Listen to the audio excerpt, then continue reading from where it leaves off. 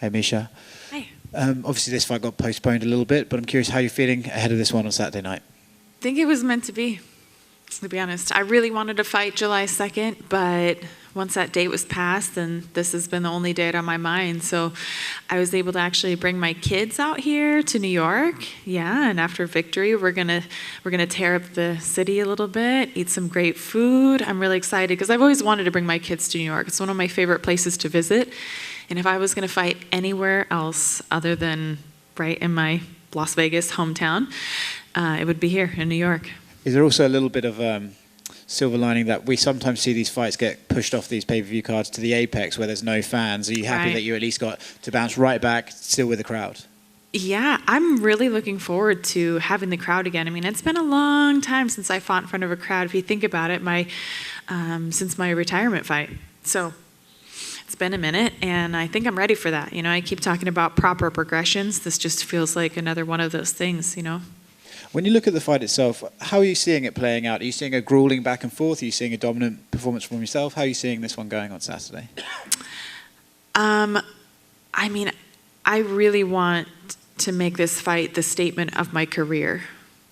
So I have big plans for this fight, and I'm really excited for Saturday, man. That the finish line is close. I'm glad that it's an early fight. Like, I'd be ready tomorrow. Like, I'm so ready to go. So, yeah. That's quite a lot of pressure you're putting on yourself to say the statement of your career. You've had such a great career already. What exactly about this fight makes you want to do that?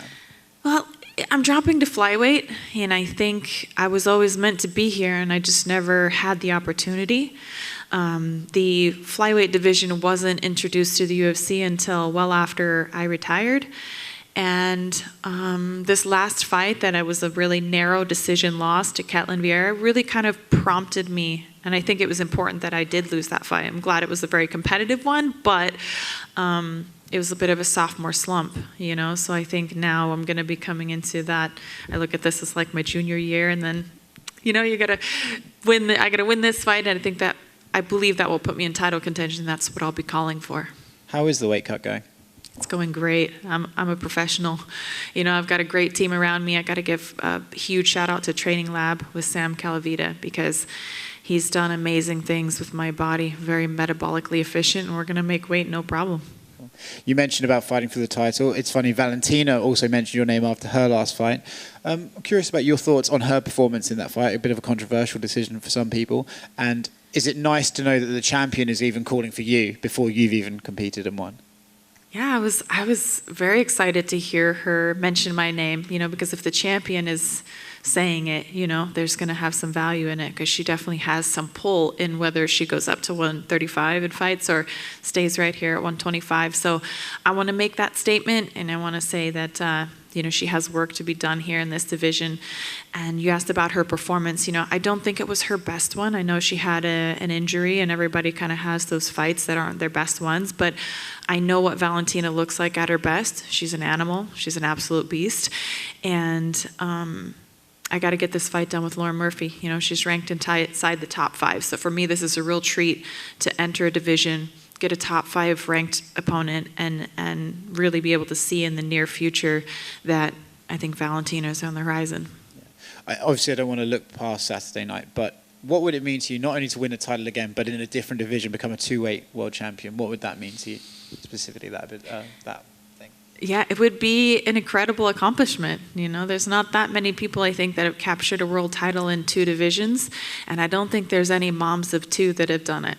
So I always like to break those glass ceilings and set new, you know, precedents for what can be accomplished, and that's a huge goal of mine. Miesha over here. You know, sometimes we see fighters when they drop down, and we talk to them at media day, and you can kind of tell they look not great, but you seem very like this is going well for you. Would you say that this is, when you came into this drop, like how it's actually played out has exceeded your expectations in terms of your comfort and just the overall process? Yes, I honestly didn't know exactly what to expect. I always try to look at things with a positive mindset, but in hindsight, I really feel like it couldn't have gone any better. And I also had mentioned, you know, I was so upset when I got that call that the fight was not going to happen July 2nd. But since then, I feel like, you know what? everything's meant to be for a reason, and this is my day, this is my date. When I made my return was July 17th last year. So I just feel like this kind of is coming full circle. You know what I mean? Like I'm making my debut at 125. It's like that next chapter again, right? Exactly 1 year from the comeback, and so that'll continue on Saturday. Yeah, and I'm sure, when you made this decision, was it just kind of this, strategically because you looked at flyweight and you're like, hey, maybe one win and I can get to a title, or was it because of Juliana winning the title at 135? What was the original motive? There was a lot of things that's my son. Hi, Dax. Good morning. Aw, I love you. Okay, wait just a minute. I'll be right there, okay? Okay. So there was a lot of things that factored into my decision to go to 125, but mostly the call from Mick Maynard was really what sparked it in my mind. I really never thought of 125. As I mentioned, my whole career, it was never an option. And it wasn't until he said, I think 125. And I said, well, which one's going to get me to the title faster? And he seemed to think that 125 was going to get me faster. And I said, you know what? It makes a lot of sense because Juliana's the title right now, a title holder at 135.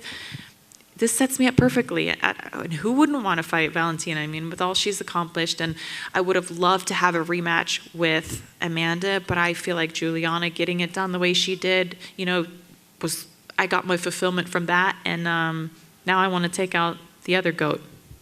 Yeah, absolutely. And obviously you have connections in different ways, both to Amanda and Juliana. They're fighting again. You're pretty confident your buddy there will get it done again? Yeah, I am confident. I think so. Actually, would you guys mind if I brought Daxton up here? Oh, go for it. Babe, can I have him? Come here, Papacito. Papacito lindo. Is that why you're upset? Come. You kitty. Yes, there's my baby. Come. Okay, but you have to be quiet, okay? Okay. Come. All right, well, let's rephrase the question. I was just curious how confident you are in Juliana getting it done again this time. Yeah, I mean, the only difference this time is that now the rest of the world knows that she can win this fight too. That's the only difference. She knew it, I knew it, her team knew it. She's done it once before, so now everybody knows. How special would it be, say 6 months from now, 8 months from now, a year from now, if you guys both were UFC title holders? What would that mean to you? Well, we'd be putting the W in Washington. That's where we're from, women representing Washington. So, yeah, it would be a huge moment, and I see it. I think that's our destiny. Thank you. Thank you. Miesha, over here. You mentioned before sophomore slump. This is your junior year. You're 3 fights in. This will be your 3rd fight in a year after 5 years away. I'm just wondering, do you feel back into the fight lifestyle and the fighter mentality after this year? Yeah, I just think it was perfect. I don't regret any of it. Obviously, I really wanted to win that last fight, but those things happen for a reason, So it, like I said, it pushed me, it propelled me to come down to 125, and I really feel like this was my true weight class. For the longest time, I was trying to put on size to be competitive at 135, but I think it robbed me somewhat of my cardio, and I feel like at 125, it's not an issue. I didn't need that extra size. I think it was more of a hindrance to me than anything, so I really feel like the best version of myself is going to be at 125. Thank you. Miesha, right here. I'm hungry. I'm hungry. Do you want to go eat some food? Yeah. Okay, Daddy, go get your food, okay? Go eat your food. Go. Okay. Yeah, right here. You're obviously a pioneer in women's MMA. Now seeing the new roster of girls like Casey O'Neill, Miranda Maverick, Macy Barber, I just wondered if there's any girl on the roster right now that kind of reminds you of younger Miesha Tate. Yeah, well, I think Miranda Maverick's style certainly reminds me of myself. However, I feel like Casey O'Neill, I know her the best because she's a teammate of mine and she's very hard-headed. that reminds me of myself. She's got to learn the hard way, and she's always, she's working so hard in the gym. She's the first one there. She's the last one to leave. She's ultra competitive, and all these things remind me of myself. And I keep telling her, like, hey, slow down a little bit. Recovery matters, And these are all the things, like, I didn't know that at that age either. I thought just more is better, more is more. So I think Casey reminds me a little bit of myself too. And obviously she's out with a knee injury. What did you say to her when she first got injured? Because I know she took that pretty hard. Yeah, I called her right away when I found out, and she was definitely bummed, and I just did my best to, console her and remind her that, it's a sport we signed up for. It does happen, unfortunately, but she's young, and she will come back from it. And I think she's done a beautiful job. She's been in the Performance Institute every day doing her recovery. So, yeah, I'm sure she'll come back no problem. And I think she's maturing a lot. I think this is forcing her to, like, the forced slowdown. I think it's exactly what she needed. Not the knee injury, but, sometimes training our minds it's just as important, if not more so, than our bodies. We get so focused on, as athletes, on our bodies, what we can do with our bodies. But when our bodies are limited, sometimes we have to force the focus on our minds. And that's an evolution that I have experienced myself, like not necessarily through injuries, but just through progressing through my career, becoming a mother, realizing what's like the most important, and you got to exercise this. So I think that's what she's focused on doing right now.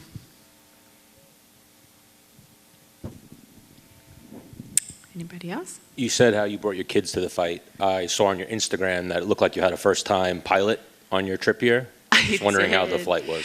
Yes, little Miss Amaya. Oh my gosh, she's back there too, actually. Maya, you want to come up here with mommy?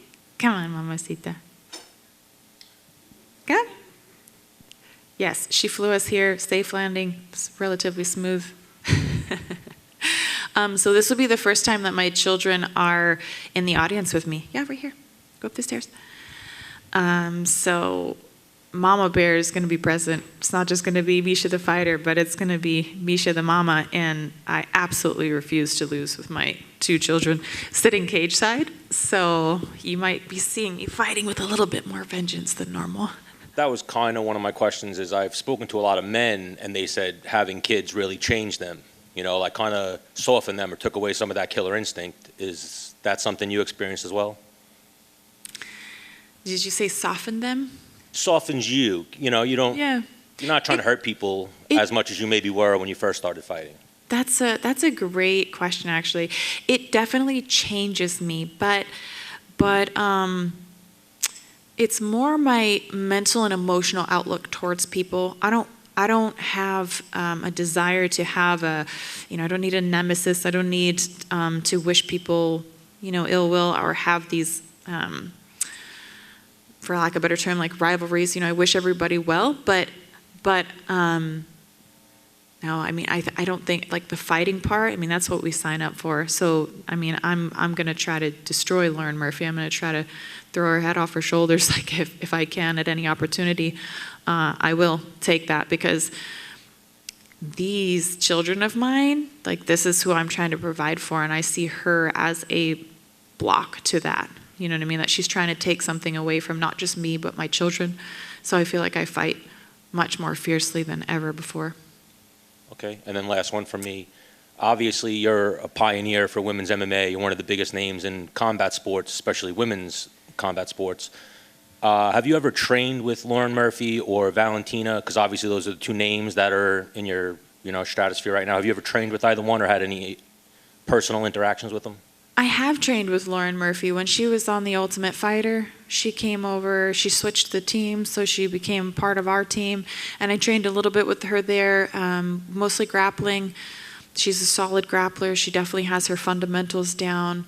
I don't think she's the most creative martial artist out there. So, but basics win fights, and that's really she's a perfect example of that. She keeps everything very basic and simple, but she's got those things down pat. So I know that I need to challenge her beyond basics, which I know I have the ability to do. And I've never trained with Valentina, so I can't comment on her. What about personal interactions? Obviously, I'm sure you're such a figurehead for women's MMA. Have you ever met Valentina? had conversations with, or anything like that? I have, and we just ran into each other maybe about a month ago at the Performance Institute. It was before her fight, right before she left to Singapore, and she was nice. It was kind of like, she said something along the lines of like, now it's okay, to be nice. Maybe in the future on fight week, that will be different. Something, I'm paraphrasing, but I said, yeah, absolutely. Nothing but respect and love outside of it, but fight time comes. And it was comforting to me because I think it meant that she definitely sees me as a future opponent. So you've sized her up. You think Miesha Tate's the one to beat Valentina? I know it. Thank you. All right. Ready? Want to say bye?